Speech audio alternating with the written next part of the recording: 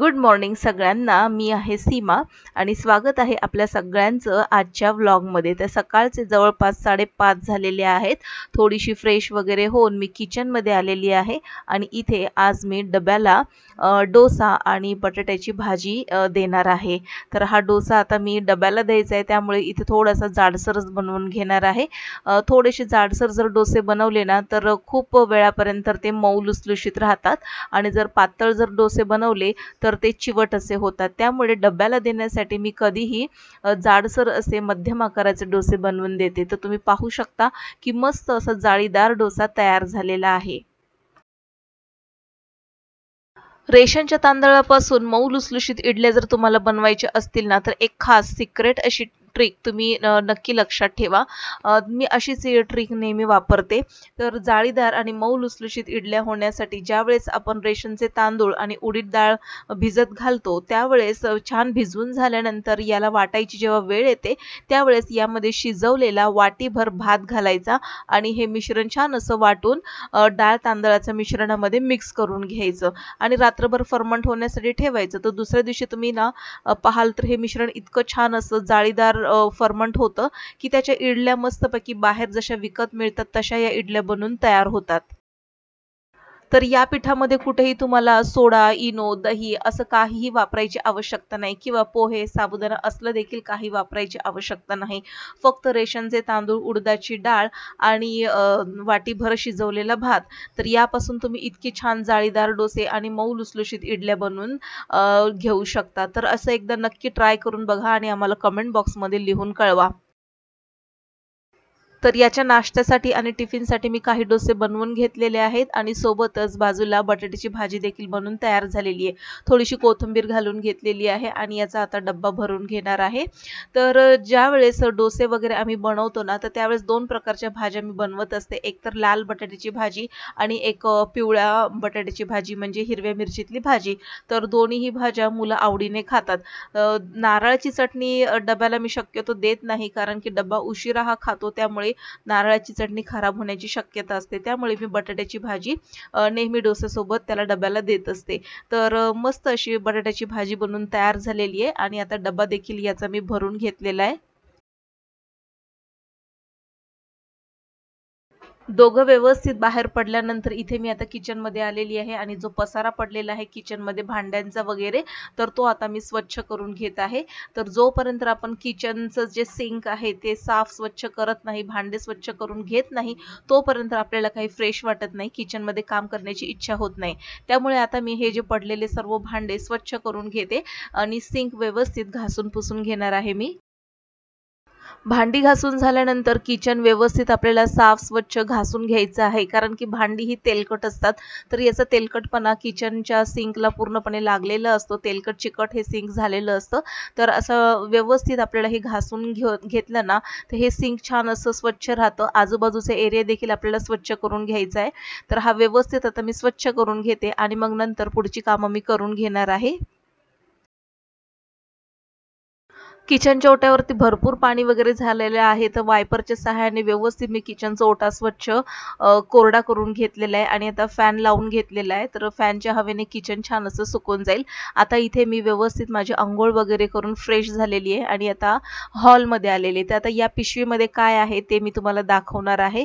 तर या पिशवीमध्ये आहेत नारळ आणि हे नारळ आम्हाला जे आमचे सोसायटीचे जे माळी दादा आहेत तर त्यांनी हे दिले होते. तर जवळपास 6 नारळ दिले होते. तर त्यातले मी 4 नारळ ठेवले माझ्यासाठी आणि 2 नारळ जे आहेत ते माझ्या नंदेला मी दिलेले आहेत.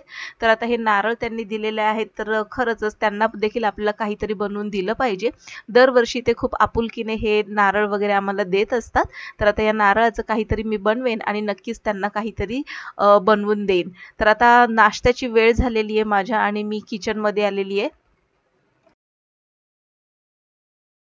तर मी आता पुन्हा किचनमध्ये आलेली आहे आणि आता इथे मी माझ्या नाश्त्याची तयारी करत आहे. नाश्ता काही केलेला नाही.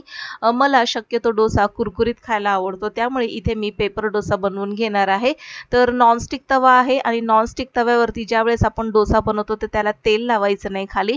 असंच हे पीठ घालून आपल्याला व्यवस्थित पसरवून घ्यायचं आहे आणि पीठ छान असं वरतून कोरडं झालेलं दिसलं की यावरती तेल, तूप किंवा बटर जे काही लावायचे ते लावून घ्यायचं आणि आता बघा सोनेरी रंग आता डोस्याचा दिसत आलेला आहे. किनारी याच्या सोडवून घेऊया आपण आणि मस्तपैकी कुरकुरीत असा पेपर डोसा बनवून तयार झालेला आहे. जर आपल्याला पेपर डोसा कुरकुरीत बनवून घ्यायचा असेल तर एकदम पातळ असा हा डोसा पसरवून घ्यायचा म्हणजे हा कुरकुरीत राहतो आणि मऊ लुसलुशीत डोसा जर हवा असेल तर जाडसर असा डोसा आपल्याला बनवून घ्यायचा आहे. तर मस्त लुसलुशीत असा डोसा देखील बनवून तयार होतो. तुम्ही पाहू शकता मस्तपैकी भाजी, नारळाची चटणी आणि डोसा बनवून तयार आहे आणि दुसरा डोसा मी तव्यावर घातलेले त्याला देखील उलटून घेणार आहे. तर कलर बघा खूप छान असा विकतचे जे डोसे असतात तसा कलर आलेला आहे. तर आता इथे मी नाश्ता करून घेणार आहे. माझा नाश्ता वगैरे करून झाल्यानंतर लगेचच मी लादी वगैरे पुसायला घेणार आहे. तर आता ही लादी मी पुसून घेतलेली आहे. किचन आणि बेडरूम, हॉल वगैरे सगळंच आता पुसून घ्यायचं आहे. तर किचन पुसून झालेलं आहे आणि बेडरूम पुसून घेऊन मग लगेच असं हॉल पुसून घेणार आहे. तर अशा पद्धतीने सकाळी एकापाठोपाठ एक कामं जर आपण व्यवस्थित पार पाडली ना तर कुठेही आपल्याला उशीर होत नाही आणि सगळी कामं व्यवस्थित एकापाठोपाठ एक होऊन जातात. तर आता इथे मी व्यवस्थित लादी वगैरे पुसून झाल्यानंतर आता हा हॉलमध्ये बसलेला आहे माझा लहाना आणि एक पार्सल आलं होतं. तर ते पार्सल काय आहे हे पाहायला तो एकदम उत्सुकतेने आला बाहेर. तर लहान मुलांचं असं असतं की काय आलेलं आहे त्यांना पाहायची खूप उत्सुकता असते. तर त्याने हा बॉक्स ओपन केला आणि आता खोलून बघत आहे. तर आता या बॉक्समध्ये ना स्टिकी नोट्स आहेत आणि तो बघतोय कलरफुल स्टिकी नोट्स त्याला दिसतायत. तर छान वाटलं त्याला, ते हसत आहे तो बघून आणि बघतोय तो निघतायत का. तर याचा यूज काय म्हणून देखील तो मला विचारत होता. तर त्याला मी सांगितलं तुला जर काही नोट्स वगैरे छोट्यासे काही मेसेज वगैरे जर द्यायचा असेल माझ्यासाठी तर तू या स्टिकी नोट्सवर लिहून त्या नोट्स तू फ्रीजवर चिपकवून ठेव म्हणजे तुझा मेसेज मला कळून जाईल. तर तो बघत होता आणि डायरी देखील इथे भेटलेली आहे. तर त्याला मजा वाटते ते सगळे स्टिकी नोट्स वगैरे बघायला. तर डायरी बघत आहे आणि त्याला असं वाटतंय की ही डायरी मला वापरायला मिळेल का म्हणून आणि या स्टिकी नोटचा तो म्हणतोय की क्राफ्टमध्ये मी याचा उपयोग करणार आहे. तर ठीक आहे म्हटलं की तुला जे पाहिजे ते घे आणि आता बाजूला बस कारण की मला इतर देखील कामं आहेत. मग तो तिथून उठला आणि आता मी माझी इतर कामं करायला रिकामी झालेली आहे. तर हे दरवर्षी आम्हाला HDFC कडनं काही ना काही येत असतं. तर आता इथे मी किचनमध्ये आलेली आहे आणि आता स्वयंपाकाची वेळ झालेली आहे. इतर कामं सगळे आवरून झाल्यानंतर स्वयंपाक काही जास्त करायचा नव्हता कारण की आम्ही सगळ्यांनी नाश्ता आत्ताच करून घेतला होता. त्यामुळे इतकी काही भूक नव्हती. तरी देखील थोडंसं एखादी भाकरी वगैरे करण्याची आवश्यकता वाटत होती म्हणून आता इथे मी भाकरी करत आहे. तर एक भाकरी पुरेशी होईल कारण की आत्ताच आम्ही सगळ्यांनी डोसा वगैरे खाऊन बसल्यामुळे काही भूक वगैरे नाही. तर आता इथे मी भाकरी बनवून घेत आहे ज्वारीची. तर आम्ही जास्त करून ज्वारीचीच भाकरी खातो आणि बाजरीची जर भाकरी म्हटली तर ती फक्त आमच्याकडे हिवाळ्यामध्ये होते. तर आता ही भाकरी बनवून घेणार आहे आणि आता थोडासा वेळ आहे. तर त्या वेळेमध्ये मला तूप देखील काढायचं आहे कारण की आता क्लास वगैरे झाला होता माझा आणि आता संध्याकाळची बॅच देखील सुरू होणार आहे 4 वाजता. त्याआधी जेवण वगैरे करून बाकीची सगळी तयारी करून सगळं किचन मला आवरून ठेवायचंय. तर आता इथे भाकरी बनवून घेते मी. तर एकच भाकरी मी बनवून घेतलेली आहे आणि बाजूच्या कढईमध्ये इथे मी आमटी तयार करून घेतलेली आहे. तर आता ही भाकरी तयार झाल्यानंतर आता तव्यावर घालून छान अशी भाजून घेणार आहे. तर आजचं जेवण खूपच साधं आणि सिंपल आहे. शक्यतो साधं आणि सोपं जेवण खाणं चांगलं. जास्त तेलकट, मसालेदार आम्ही नाही खात. शक्यतो वाटणचे जे प्रकार आहेत ते आम्ही नॉन-व्हेजलाच वापरतो आणि इतर भाज्या ज्या आहेत ते साध्या पद्धतीने बनवून खातो. तर आता इथे भाकरी देखील तयार होत आहे. तर लहान मुलं घरामध्ये जर असतील ना, तर त्यांना गरम-गरम भाकरी मीठ लावून द्यायची. तेल किंवा तूप यावर मीठ लावून जर दिलं ना, अतिशय टेस्टी अशी भाकरी बनून तयार होते आणि मुलं देखील आवडीने खातात. तर आमच्या लहानपणी आजी आम्हाला अशाच पद्धतीने छोट्या-छोट्या भाकरी बनवून त्याला लोणी लावून आणि मीठ लावून द्यायची. तर आम्ही आवडीने खायचो तिच्या भोवती फिरत-फिरत. तर आता भाकरी देखील तयार झालेली आहे. आता गॅस थोडासा मी आवरून घेणार आहे. आणखीन थोडासा वेळ माझ्याकडे होता आणि आता म्हटलं की तूप जे काढायचं आहे तर ते पटकन काढून घेऊया, कारण की उद्या काढू असं म्हणत 1-2 दिवस त्याच्यातच गेले. तर आता हे फ्रीजमधून जी साई आहे 1 आठवड्याची ती मी सकाळीच काढून ठेवली होती आणि छान अशी रूम टेम्परेचरवर आलेली आहे. तर विस्करच्या सहाय्याने मी याला आधी फेटून घेते. तर तूप काढत असताना मी कुठेही माझा हात खराब होऊ देत नाही आणि होतही नाही. तर तुम्ही देखील अशाच पद्धतीने तूप काढण्याचा प्रयत्न करा. जास्त काही भांडे खराब देखील होत नाहीत आणि हात देखील खराब होत नाहीत.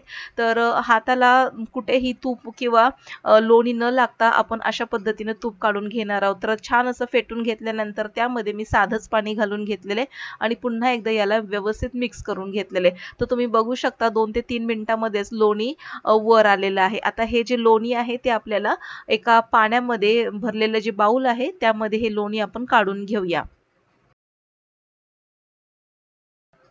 तर आता हे लोणी मी या पाण्यामध्ये घालते आणि आता हे लोणी धुवून घ्यायचं आहे. तर एकदा दोनदा जितकं तुम्ही जास्त लोणी धुवाल तितकं त्या तुपामध्ये बेरीचं प्रमाण कमी होत जातं. तर आता इथे मी फक्त दोनदाच हे जे लोणी आहे ते धुवून घेणार आहे आणि हे लोणी लगेचच कढत ठेवणार आहे. तूप काढण्याचं, लोणी काढण्याचं जे काम आहे ते चमचा आणि व्हिस्करने झालेलं आहे. तुम्ही पाहू शकता हात कुठेही मी खराब केलेला नाही. तर आता हे जे लोणी आहे व्यवस्थित पाण्यामध्ये आपल्याला अशा पद्धतीने व्यवस्थित मिक्स करून घ्यायचं आहे. म्हणजे यातील जो दुधाचा अंश असेल तो निघून जातो आणि बेरी काही जास्त तळाला राहत नाही. तर आता हे दोनदा धुवून घेतल्यानंतर याला मी आता एका भांड्यामध्ये काढून घेतलेले, ज्यामध्ये आपल्याला तूप तयार करायचं आहे ना, तर त्याच भांड्यामध्ये हे लोणी काढून घ्यायचं आहे. आता हे लोणी काढून घेतल्यानंतर लगेचच हे भांडं आहे ते आपल्याला गॅसवर ठेवून द्यायचं आहे तूप काढण्यासाठी. तर आता या व्हिस्करला आणि या चमच्याला भरपूर असं लोणी लागलेलं आहे. तर आपण हा चमचा आणि हे जे व्हिस्कर आहे ते थोडंसं आपण या भांड्यामध्येच अशा पद्धतीने पकडून ठेवणार आहोत. तर जशी ऊब या व्हिस्करला आणि चमच्याला लागेल तसं हे जे लोणी आहे लागलेलं सगळं काही गळून या भांड्यामध्ये पडतं. तुम्ही पाहू शकता बघा, हे सगळं लोणी आता निघायला लागलेलं आहे. कुठेही आपण हाताचा वापर केलेला नाही हे सगळं करत असताना. तर आता हे सर्व लोणी आपण चमच्याचं आणि व्हिस्करचं काढून घेणार आहोत. तर तूप तयार करत असताना बरेच जण खाऊचं पान म्हणजे नागवेलीचं पान यामध्ये घालतात. तर आज मी यामध्ये थोडेसे तुळशीची पानं घालणार आहे, थोडंसं मीठ घालणार आहे आणि थोडीशी हळद घालणार आहे. तर तुळशीचे पानं घातल्यामुळे एक छान असं म्हणजे स्वाद येतो. तुपाला तर तसा स्वाद असतोच, पण असं म्हणतात की तुळशीची पानं घातल्यामुळे तूप खराब होत नाही. हळद घातल्यामुळे जे तूप घशाला लागतं, घसा पकडतो, तर हळद घातल्यामुळे तसं होत नाही आणि मीठ घातल्यामुळे तुपाला छान चव आणि रवाळ असं होतं. तर तूप बघा आता काढून तयार झालेलं आहे. मस्तपैकी शुद्ध साजूक तूप तयार झालेलं आहे. तर आजच्या व्हिडिओमध्ये इतकंच. तर आजचा व्हिडिओ जर तुम्हाला आवडला असेल, आजचा व्लॉग जर तुम्हाला आवडला असेल तर नक्कीच लाईक करा, शेअर करा. चॅनल आपलंच आहे, सबस्क्राईब करायला विसरू नका. पुन्हा भेटूया नवीन एका इंटरेस्टिंग व्लॉग सहित. तोपर्यंत बाय.